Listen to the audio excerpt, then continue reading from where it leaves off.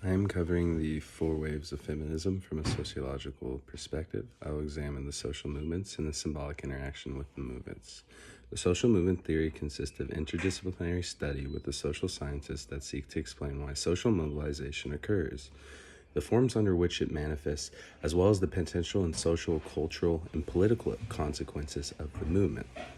What I'm going to be doing is using the theory to show how women have organized over three waves of movement.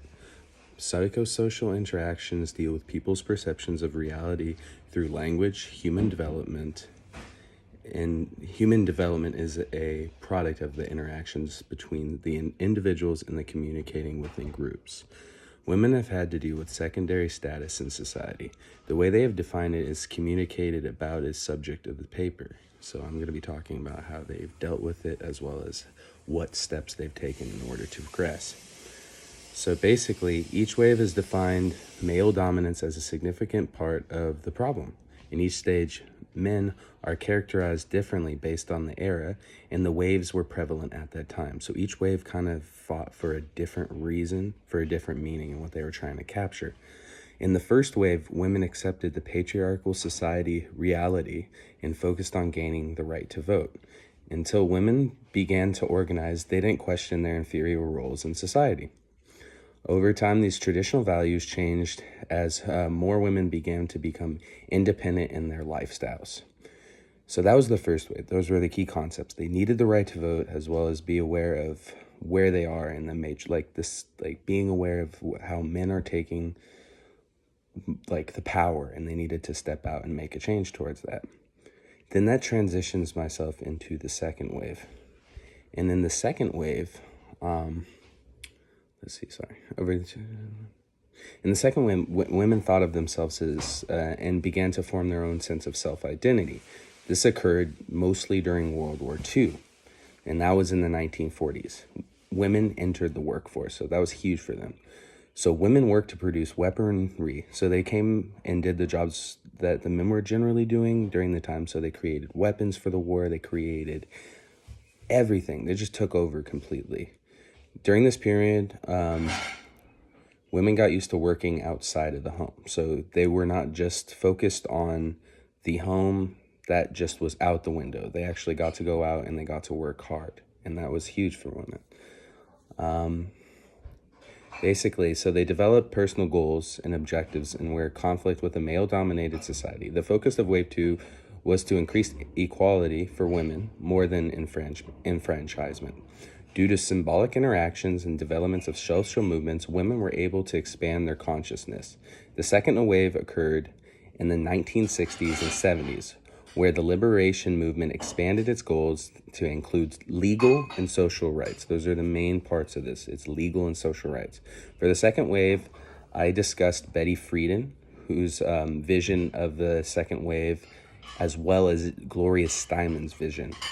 Basically, Gloria Steinem was an actress/author and organizer who started Miss Magazine, which publicized many contemporary issues that occurred during the time period. The magazine is still in print today, which is actually amazing to me that they still print it. And that's awesome because what that did is brought out women to realize they have their own personality and they can fight for these things. They just need people to back them up. And that's what Betty as well as Gloria were doing. And basically, it's still in print today and it has millions of subscribers. Another key aspect is what Betty did. Betty wrote a book called Feminine Mystique, which was huge during this time because that basically was the driving force of the second wave. So basically what happened is she basically said that women are more than homemakers and they need more than just child rearing. So they need to go out, they need to be able to show what they can do because they're more than qualified than men. So they needed to step out and they needed to show that they were educated and they were skilled. What a thing focused on in this book, though, is read by many women due to organizational skills. Women were educated about the limitations of traditional life. So at this time, women were dedicated to traditional life still. So even though they got to be able to vote, the second one was still hard to progress. This publication was regarded as the most influential non-fiction book of the 20th century.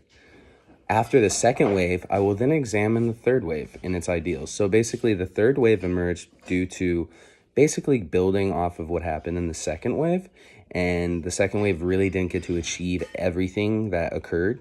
So what had to happen was a whole new set of ideals had to come out. And the third wave demonstrated how race, ethnicity, class, religion, gender, and nationalities were all significant factors. So in the second wave, it was kind of more like upper class, and it was kind of just like that focus. But the third wave kind of brought because everyone's equal and everyone had to see what was going on, even through like no matter what race you are, nothing like that's what was big about the third wave, is that everyone was involved. And basically, the third wave sees women's lives as intersectional, demonstrating how race and all these different factors are discussed in feminism. The movement broadened its scope and took in a diverse group of women just beyond white middle-class women. So basically, at that time, women were in colleges. They were taking courses in feminism at this time, so the progression was already there from the second wave. More women were also in the workplace, so that's still that idea of going out and working was still getting implemented by the females at that time. Basically, another thing that was like a new issues were women being sexually harassed in the workplace. That was a big thing that occurred because now that women weren't just at home, they were going out to work. Basically, they had to deal with another aspect, which just being mistreated while they were at work, which was huge because like they just had the courage to go and work, and then this new problem arises. So as we know, sexual harassment still does exist, regardless of the laws that seek to prevent it. Basically, I'm going to focus on, in this wave, the modern issues that reflect the experiences that liberated women have to endure. So basically, liberated women that think for themselves and that have created this like feminism idea and that has worked so hard, it's a new step for them to endure. So it's a new issue that they're going to be facing. So basically, during that new issue, they faced employment discrimination, which include the lack of advancement due to pregnancies, income disparities, gender-based violence, educational stereotypes that women weren't as good as science, which is false. But all these modern issues that the movement addressed, basically, women during this time period also received civil rights protection within educational institutions. That is huge. They had civil rights protection within educational establishments, which is just a big change for them. As well as sexual discrimination in schools was declared illegal under the Title IX of the Civil Rights Act. Title IX was a huge one for women. It showed that they were able to not be discriminated against during their school time. Then what I did lead into was the fourth wave and its key components. The fourth wave is different from all the other waves. The focus of the fourth was on male culture and the way it discriminated against women in this way, in a different way. Women are losing their reproductive rights because of abortions and being regulated in many more states. So this is more about women's rights to themselves, their bodies, as well as having kids or like having the abortion laws. So that kind of started emerging in the next wave. Women in the culture have experienced a backlash in that sexual harassment is still widespread in our society. So the movement now is focusing on changing laws, but focusing on changing the culture. The first movement was about getting the right to vote. The second one was about gaining, they kind of gained self-awareness as well as trying to fight for more rights, like to go out and work. This is going to be more focused on, basically this one is going to be more focused on how they're being objectified and how we need to change the culture, not just the individual women. We need as a whole to change the culture. So in this wave, gender identity becomes a huge problem. Donald Trump and many other openly boast about grabbing women by the vital parts. That was a quote by him. This has led to the objectification of women and as sexual objects. So it's basically women are becoming objects in this wave, and that's what we're trying to change as a culture. The fourth wave questions whether male-dominated culture has advanced at all. That is the concern. Have we grown as a culture since the first wave? I would say yeah, but there's still a lot of things that need fixing. Many feminists thought that they had won significant victories in prior waves, but they are now realizing that the male-dominated culture is still prevalent. And so equality is still not reached yet. Even today in the 2000s, it's 2020, the equality is still not there yet. Another huge aspect of that wave was the Me Too movement, which is a contemporary manifestation of a problem centered around the objectification of women. Jessica Abrams, in an article about the fourth wave feminism, remarked that many women naively believe that we did not need feminists anymore. I think that's also along the lines where the problems occur is what feminism is, what it truly means. It's not I hate men, blah blah blah. Like it's way deeper rooted than that. It's about equality. And she states that there will be a resurgence in the movement by writing, yet we see unprecedented amounts of discussion around women's issues rights, facilitated by the ease of networking and communications online and the wealth of new books in the topic published in recent years. In the article, she talked about an embedded discrimination that is harder to fight and harder to quantify. Communications in this wave is essential and involves the internet, publications, and networking. In the final portion of this paper, I'm going to write about the Berkeley High School and how sexism is still rampant. Basically, women have had inequalities their whole life, and there has been a gradual progression of rights and power over the time through the four waves of feminism. However, the struggle has not produced political, social, economic, and equality. So basically, there's been a lot of progression through each one of these steps, but society has still not been able to grasp this concept, and it has not been able to make this a permanent thing that we stand by. That's a huge issue right now. Basically, even in like politics, women are in the minority in Congress. We see that women are beginning to hold more political positions in our society. However, it is still male dominated. There's still more males that are prevalent in our society at this time in power. So we need to figure out a way that it can be more equal, so that none of this all this hard work has to reach something. And sadly to say, we are still just not at the threshold of having equality. Basically, we see that women are beginning to hold more powers, but it's just still not there.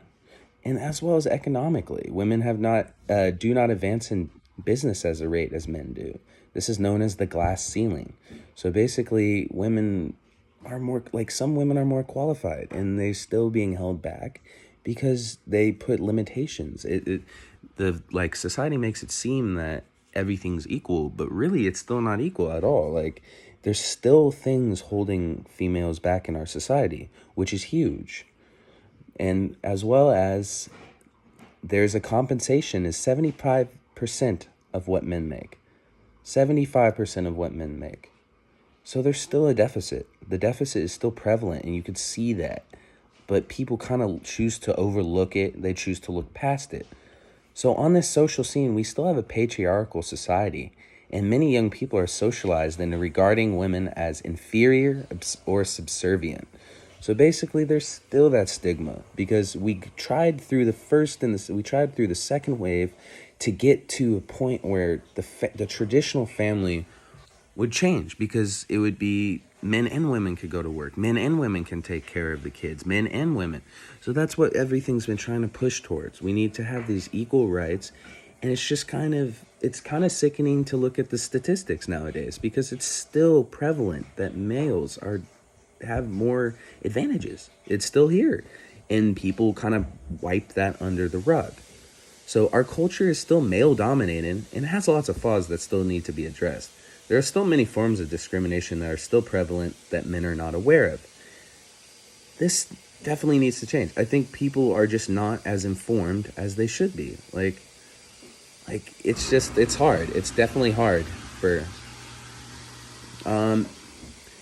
19th century American women's movements such as Sarah Grimke, Margaret Fuller, Lucy Stone, Sojourner Truth, Elizabeth Stanton, and others were active in the anti-slavery movement. They were also active in temperance movement, because many wives and children were sexually abused, beaten, neglected, and abandoned by alcoholic husbands. So the importance of temperance at the time was to just men were getting home from work and they were drinking way too much, and what they were doing was creating as like an issue and just feeding into the negativity that is still prevalent. The women's movement began as an attempt to further the cause, not only the women, but also the oppressed people. So we see the convergence of all three movements sought to pinpoint oppression in America. Basically, that's a huge component to this. Like, I'm reiterating it because that's the most important thing. Is at the beginning, people didn't have their focus right. Like, all these, like, the focus of was just to get their mind like out of just thinking one type of way. So that was huge for women.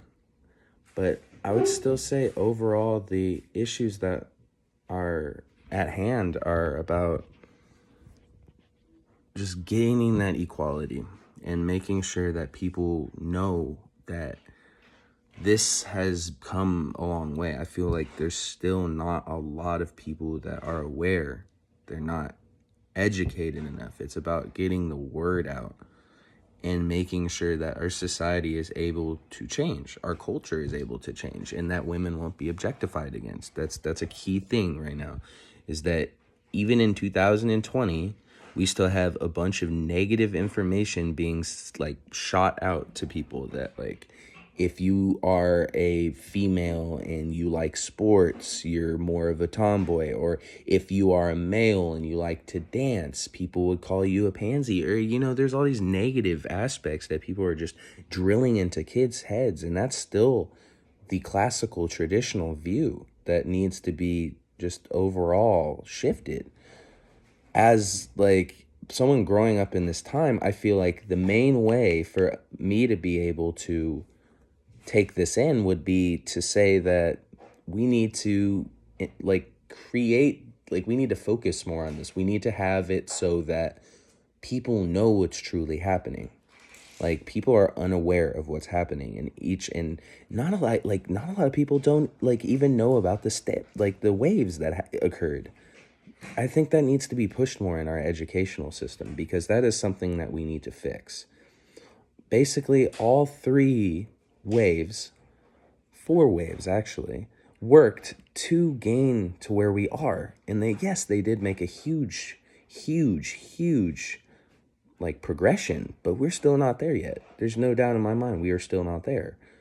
So basically, I just want to focus on how we can get to the next point and how much women, like my thesis of this was, they've been mistreated politically, social, economically, and they've still stuck in here and they've fought to get to where they are. Basically, each step that they have taken can't be overlooked, and I think it needs to be reiterated more, because just each difference, like human development, like their human development, how the culture progressed, how things are just happening in this male-dominated world. And gosh, people have worked so hard to gain equality at this time. Because, like, without these waves, I feel like we would have been millions of years, even in the past, even than now. I mean, yeah, now looks like it's a progression, and it is a progression, but it's still just not the way it should be. So it's just what happened is in the first wave, they changed their views. They tried to fix that classic family tradition. Men work, women stay at home. That's what they fought for. And they fought for the right to vote. That was huge. Because during that time, they were counted out. Like, they had no say in anything. So basically, that was the focus of the first. The second one was basically, it was enfranchisement. It was them trying to gain, in a sense, their self, like, and try and figure out how they can be more equal in the society. That was the second wave. The third wave then transitioned into just fighting for what they were fighting for in the second one, because the second one sadly just had an end. And it's just they fought for more rights about like jobs, and they fought for more rights about what a traditional value is, because I don't think it should exist. I think anyone's an individual. They should be able to do anything.